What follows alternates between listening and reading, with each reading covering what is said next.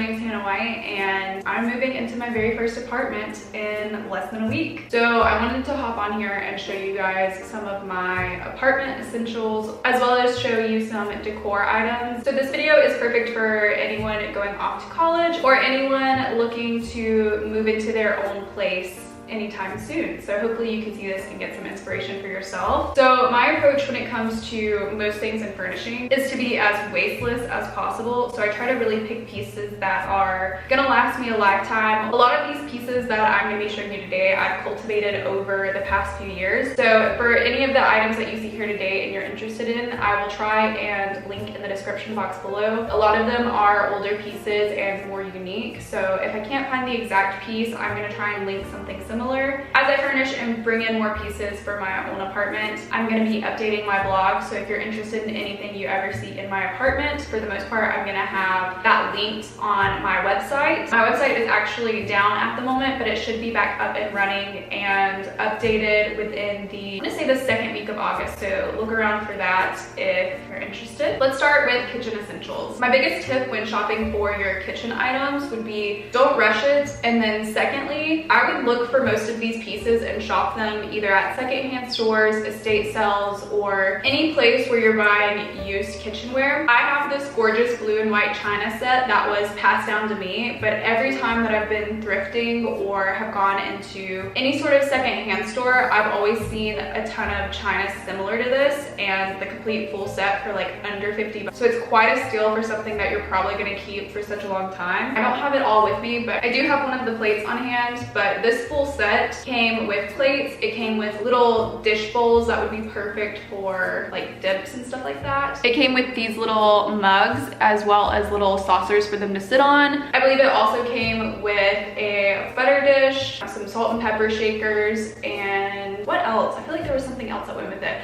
Oh, it came with like a little gravy boat too. Any sort of plates or glassware, you can find some really great unique pieces secondhand, so I would definitely recommend that. Or Etsy. Etsy's another really good place to purchase those as well. So for my bowls, I'm very particular with most things that I buy, but for whatever reason, it took me such a long time to find bowls that I liked and felt would be a good fit into my home. So I have these right here. These are some pink little bowls that I got from Amazon. It is a set of 4. They're not very deep, and then they do have a dip in the design too. I think this is like the perfect like single serving size bowl, so I really love these. I love the color. Another great secondhand find that I've purchased in the past have been these mugs. I've had these for over 4 years now, and they're still in the wrapping that I purchased them from Goodwill in. And I made a promise to myself whenever I purchased these that I would not open them until I was in my very own place. So they've been sitting and accumulating dust for quite a while. And for the longest time, I thought they were navy and white, but they're actually black and white. But this is a close-up of the mugs. Again, going in with being picky, I just purchased these glasses, I want to say like a month or 2 ago. They're from Bed Bath & Beyond, but I think they're the perfect glass. I have really small hands, and these sit and fit so comfortably in my hand. They're just plain, boring, clear glasses, but I'm absolutely obsessed with them. I think it's a good glass. And then I also got these little like bourbon or juice glasses, these little mini ones to go with it too. It also came in a set of 4, but what I also liked about Bed Bath & Beyond too is they sold the individual glasses. So if you ever break a glass, or if you didn't want to commit to a full like 4 set, you could purchase it individually. These are absolutely great. I love them. And if you're just starting out with accumulating your own glassware or dishware, I would say stick with 4 to start out. That way you have enough to entertain with, and then you also have enough to have like a few on rotation, so you're not going to be constantly washing the same dish over and over again. I also think it's important for any sort of space to be able to identify yourself within the space and create something that looks unique and your own, and you can really see yourself and your personality throughout it. So I think it's really important to incorporate sentimental pieces or characteristic pieces. So 2 examples I have of that. I have this mug right here. This is one of those like square one art mugs that you make in school. This is one my youngest brother made in either elementary school or primary school. I think it was primary, honestly. It's my most used mug. It's just this little, it's poorly drawn. It's so ugly, but it's so cute to me. And he tried to write ice cream out in the art project, but it came out eye cream. And to me, it's just the cutest, funniest little thing. And it's my favorite.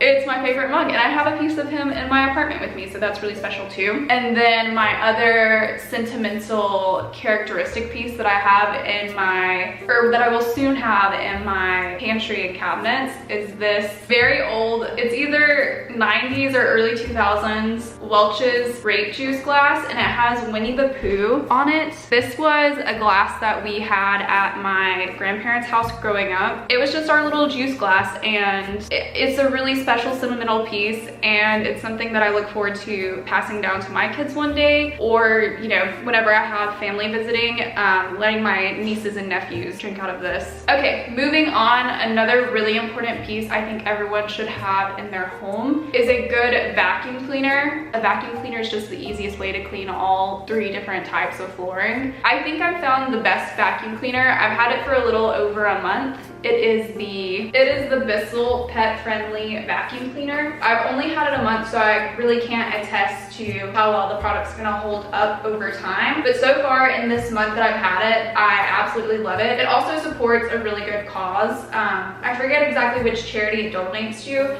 but whenever you buy it, a certain percentage, they donate it to animal shelters. It has 5 different settings at the base of the vacuum. So if you do have tile, carpet, hardwood flooring, anything like that, it can really easily adjust and fit any sort of floor type. Sorry about the switch up in video quality. My camera just died and I've already packed my camera battery, so had to switch to my phone. Let's move on to art and decor style pieces. So when it comes to art and decor, I would say try to incorporate some personal art in there. So either something you've made or something that a family friend can make for you. I think that's a really cool way to really differentiate a space between yours and someone else's. I have 3 pieces of art to show you guys. 2 of them go together, but we'll start with this. I am unsure of who made this, but it's been sitting in our storage for a while, so I'm assuming it was either one of my family members or a family friend. But this is just this really cute apple blossom painting, and it's just really easy to stick anywhere. I love the coloring and the warmth within it. The next 2 pieces I'm going to show you, I'm not sure where they're originally from. They were hanging in my childhood bedroom at my grandparents' house, so it's really special that they're now moving with me to my apartment. I love the coloring in them. Little handkerchiefs that they had framed, or if it was purchased elsewhere. I'm gonna actually have to ask my mom about these pieces because I honestly don't know the origin of how they came into our possessions. This is the second one. So it's a little bit warmer in coloring. The way my grandma had it was hung like this on the wall, so I think it was this one, and then this one just hung regularly like below it. I don't know if I'm gonna incorporate that same hanging style in the apartment, and I also don't know if I want to hang them in like my room or if they're gonna go in just like the living room. I haven't figured that out yet. I think they're really cool pieces, and they bring in a lot of color and history into my place as well, so I'm looking forward to finding a spot for those in the apartment. And again, whenever you're purchasing art and decor pieces for your home, I would definitely keep your eyes peeled whenever you're in secondhand stores. You don't necessarily like the print or the canvas or piece that's in these stores, you can always like purchase it for the frame or something like that, because custom framing can get really expensive. Okay, moving on to lamps. I have 2 lamps currently. I am looking to purchase a floor lamp for the apartment, but the 2 that I have right now, I thrifted this one again like 4 years ago whenever I originally thought I was going to be moving out and living on my own. Funny how life has other plans for you sometimes. But this is, I don't know the exact like style of it, the technical terminology for it, but it definitely gives me that like Miami Vice like 80s vibe. It's just like this like muted pink lamp, but I have seen a lot of like sister lamps to this in various different like sizes and shapes at a ton of like Goodwill markets, and I've almost been tempted to buy like a smaller one and like layer them together. I may still do that, I don't know, but my point being is you can find some really cool unique